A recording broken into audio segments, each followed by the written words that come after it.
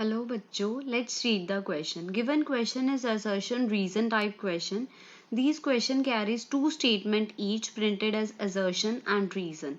While answering this question you are required to choose any one of the following responses.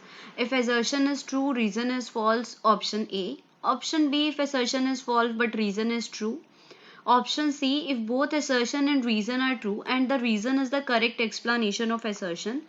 Option D, if both assertion and reason are true but reason is not the correct explanation of assertion.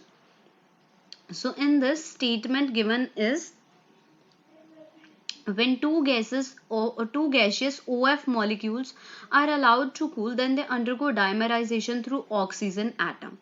Dimer form of OF molecule is having one per oxy linkage in its structure.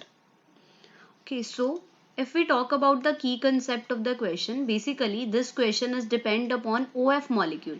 ये question हमारा OF molecule के ऊपर depend करता है कि जब दो OF molecule connect करते हैं कि like two OF molecule को जब हम इकट्ठा करते हैं तो वो dimer बनाते हैं. That is true, they will make O2F2. तो फर्स्ट स्टेटमेंट हमारी ट्रू है कि वो डाइमर्स बनाते हैं ऑक्सीजन एटम के थ्रू ही.